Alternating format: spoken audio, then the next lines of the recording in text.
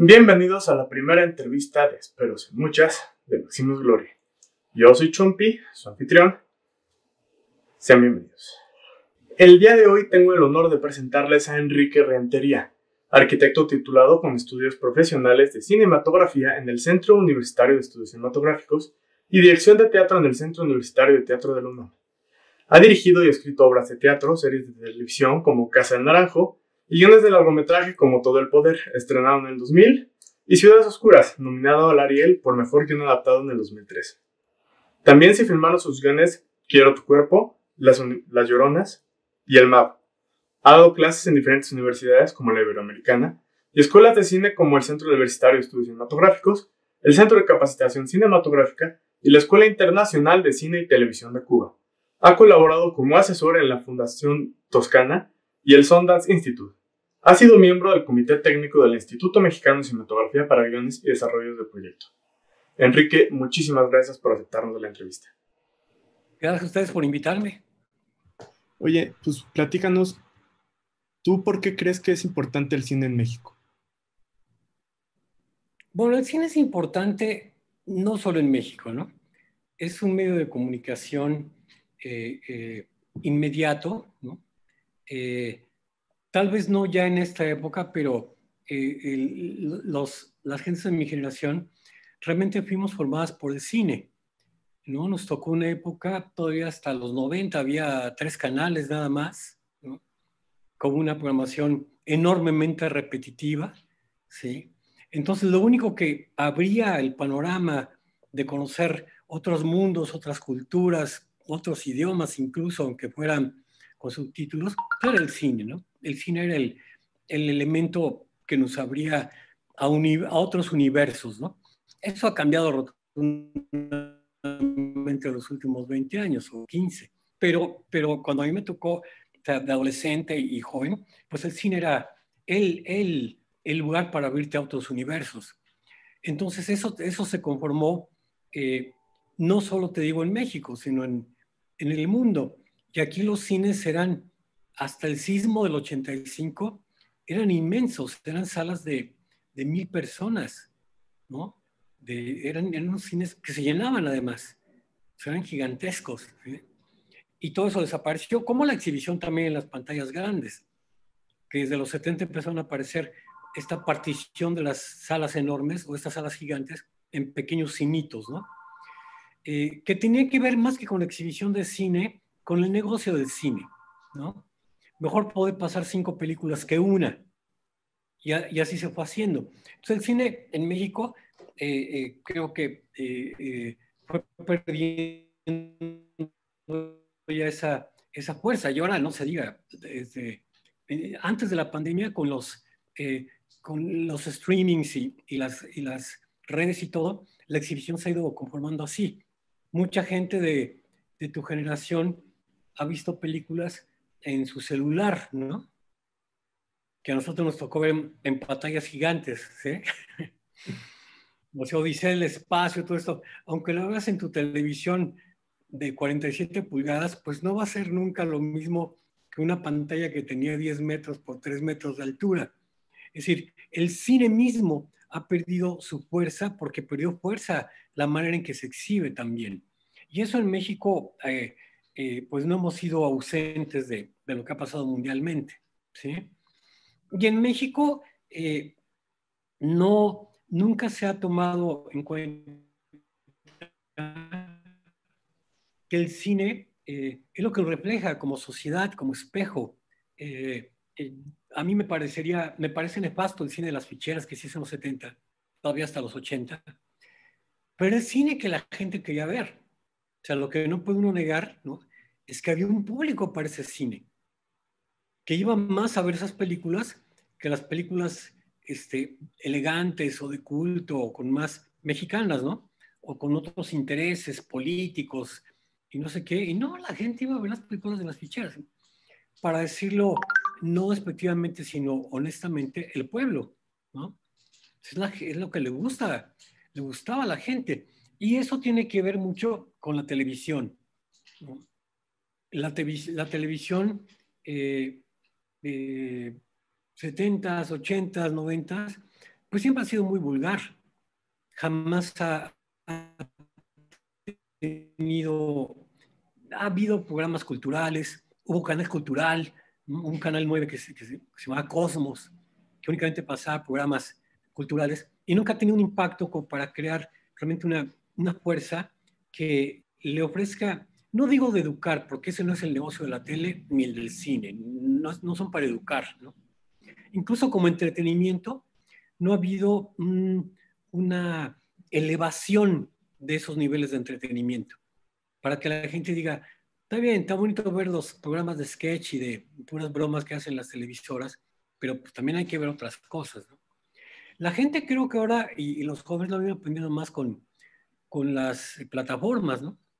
Las plataformas han empezado a ofrecer contenidos que sobrepasan totalmente ya los niveles de simple entretenimiento. Ok. Pero bueno, creo que ya de tu pregunta me desvié como a otros universos. Pues, para eso son estas entrevistas, para transmitir todo lo que se tenga que decir. Oye, y dime, cuéntame, platícame, coméntame, ¿qué es lo que te llama a ti la atención de trabajar en el cine? ¿Por qué dijiste, sabes qué, yo quiero dedicarme a hacer eso? Bueno, tiene que ver un poco con lo mismo que platicaba, ¿no? Yo toda aparte de la educación que he tenido de primaria, secundaria, preparatoria, etcétera, ¿no? Carreras que estudié, pues realmente mi formación, mi imaginería fue creada en el cine, ¿no? Yo en el cine, sobre todo, a ti no te tocó, pero en México todavía hasta los ochentas, un poco noventas, había lo que llamaban aquí cines de viejito, donde pasaban películas muy viejas, que se quedaban las copias, se quedaban las latas enormes que había antes, donde estaban películas en celuloide, y esos cines pasaban películas de los 50, 60, ¿no? A veces todas cortadas, ¿no? Porque pues, los finales de cada lata se iban maltratando. Entonces veías versiones incompletas a veces, ¿no? De Macbeth, de Roman Polanski, por ejemplo, en estas películas, en estos cines de viejito, ¿no? Películas que se habían hecho cuando yo todavía no nacía, 40, ¿no? Y las veía yo en blanco y negro, y esa fue la creación de una imaginería que pues así, siempre me fascinó. Yo cuando estaba en la secundaria y en la prepa, y hablaban de los persas y todo, pues yo ya sabía de qué estaban hablando, de Ulises o de la Odisea, porque había visto la película con Kirk Douglas, ¿no? Tenía ese conocimiento, decía, claro, y se encontró al cíclope y todo, ¿no? Y parecía que yo había estudiado mucho, pero no, el cine me había alimentado toda esa imaginería. Entonces, cuando yo estudiaba arquitectura, yo ya era un fanático brutal del cine. Me compraba mi abono de las muestras internacionales.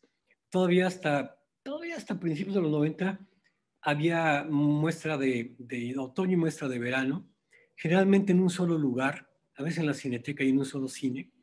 Y no esta cosa que se hizo ya después más dispersa, que ahora la pasan en tantas salas, que ya no sientes que sea una muestra, ¿no? Sino que pues, más bien es un panorama que pasa en muchas salas. Yo me compraba mi abono y me iba a ver todas las películas, ¿no? Todas, sin excepción, no fallaba una, ¿no? Y este gusto por el cine, de pronto estudiando arquitectura, vi la convocatoria del CUEC, ¿no? Estudia cine, ve a presentar tu examen, y lo fui a presentar realmente de que no tenía otra cosa que hacer esa tarde, ¿no? Y me apunté y pagué y lo presenté y me aceptaron, lo cual me dejó pasmado, ¿no? ¿Por qué? Porque yo iba en primero de arquitectura. Cuando pasé a segundo de arquitectura, había entrado yo a la escuela de cine, ¿no? Que además, técnicamente, ahorita ya no importa que se enteren, ¿no? No se podía, no podía estudiar dos carreras, ¿no? Y pues yo no decía en la arquitectura que estaba estudiando cine, ni en el cual que estaba estudiando arquitectura, ¿no? Obviamente, ¿no? Y entonces ya pues, se juntaron dos fascinaciones. Se juntaron dos fascinaciones. En arquitectura tuve un maestro, el padre del fraile dominico Julián Pablo, que era amigo de Buñuel y era arquitecto. Él nos daba clase de estética, pero hablando de la Facultad de Arquitectura, de yo tener 18 años. Y en la clase de estética hablaba de los planos de arquitectura y hablaba de los guiones. Decía que era lo mismo, que hacer un guión era hacer un plano. Entonces eso me aprovechó más, ¿no? en dos cosas que me gustaban y que yo veía como conectadas. Entonces terminé dedicándome al cine y no porque llegó un momento, ya en los 90, ya titulado de arquitecto, trabajaba yo en despachos y eso, en que descubres a los 30 años que no puedes hacer todo, ¿no? Yo quería ser una especie de Miguel Ángel moderno, ¿no? Y así como Miguel Ángel era pintor y poeta, yo también dije, era músico, tocaba el bajo con grupos, ¿no? Y descubres que no se puede, ¿no? Entonces tuve que optar y con mucho dolor abandoné la arquitectura, ¿no? Abandoné la música. El teatro y el cine ahí más o menos iban paralelos, pero hubo un momento en que ya montar obras de teatro, todos los 90 monté obras de teatro, todavía pasó en el 2000 monté 2 o 3 obras de teatro. Pero el teatro te absorbe todo el tiempo, enormemente, y económicamente siempre terminas pagando para hacer teatro, ¿no? Es precioso, pero terminas pagando. Y ya, ese fue el camino que me hizo terminar en el cine sin escapatoria ya, ¿no? Atado por las cadenas del celuloide. Y por las circunstancias, ya ni se usa celuloide, ¿no? Sí, no, ya puro digital. Oye, ¿y cuál crees, en tu opinión, tu humilde opinión, crees que sea lo que tú aportaste al cine mexicano? ¿No? Así en general, decir así como de, ¿sabes qué? Si Enrique Rentería no hubiera pasado por aquí, esto no hubiera pasado. Bueno, no hubiera pasado Todo el Poder. Todo el Poder fue una película que estaba en exhibición el mismo año que Amores Perros de Iñárritu y que La Ley de Herodes del Perrito Estrada. O sea, fueron tres películas que estaban en edición en el 2000, se filmaron las tres en 1999, más o menos 98, 99. Las tres están en exhibición el mismo año. Y claro, creó esta ilusión que sobresale cada 6 años, como los sexenios en México, del nuevo cine mexicano, ¿no? Es así. Y ahí me cambió entrar a la universidad. Y la ven y me dicen, es que parece que la filmaron ayer, ¿no?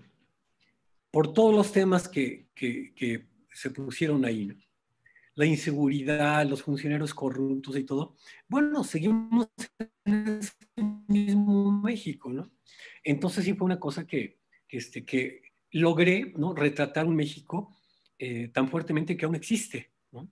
Y otra cosa es y es muy grato, de pronto en Todo el Poder aparece un personaje que se llama Elvis Quijano, ¿no? Que hizo Luis Felipe Tovar.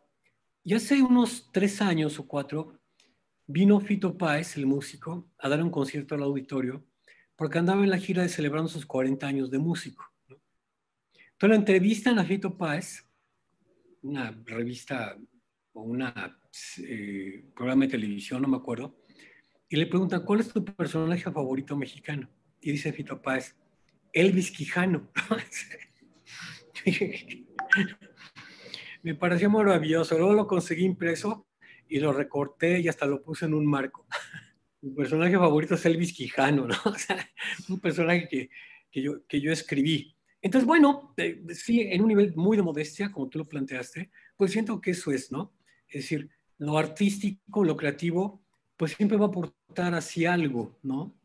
Que uno nunca lo haces así. Primero que nada, no creas así, ¿no? Dices, voy a hacer esto porque esto va a funcionar. Para todos fue una sorpresa que el éxito de la película, ¿no?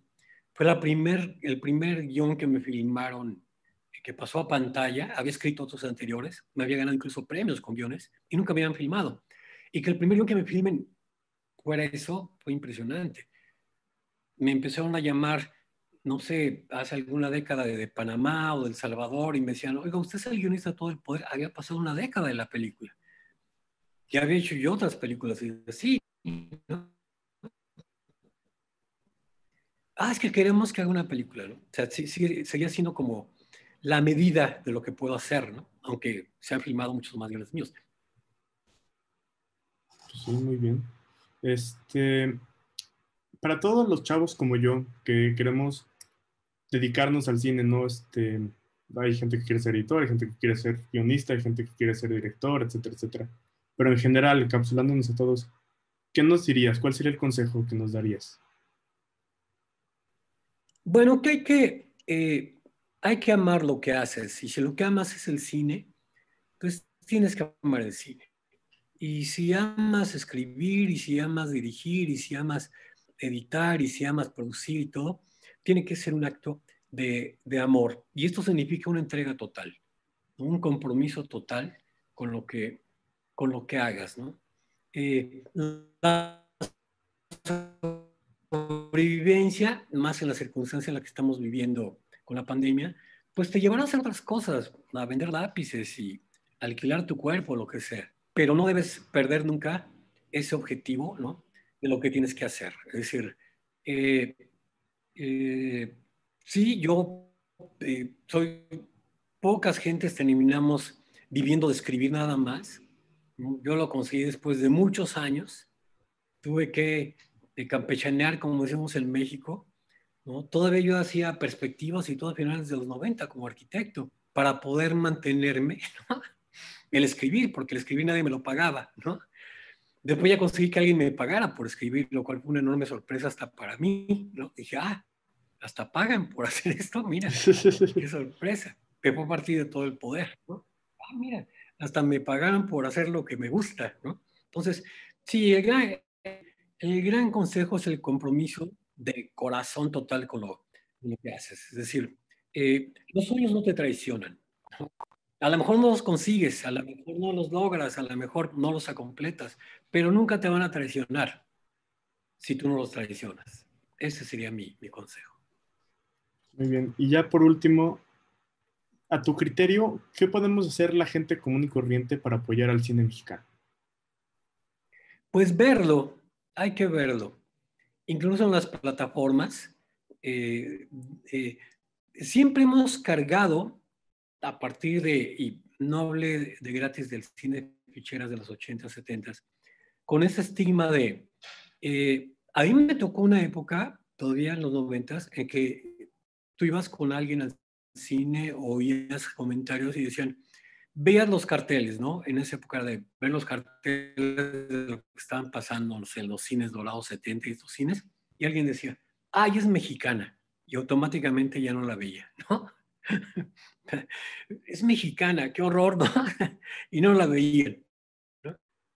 Y entonces eso hizo que ver como algo, como un estigma, decir que había visto una película mexicana. Yo recuerdo compañeros, arquitectos en los 90 y fui a una película, pues es mexicana, pero pues está bien, ¿no? Así era como una cosa de perdonavidas, ¿no? De que, a pesar de que es mexicana, ¿no?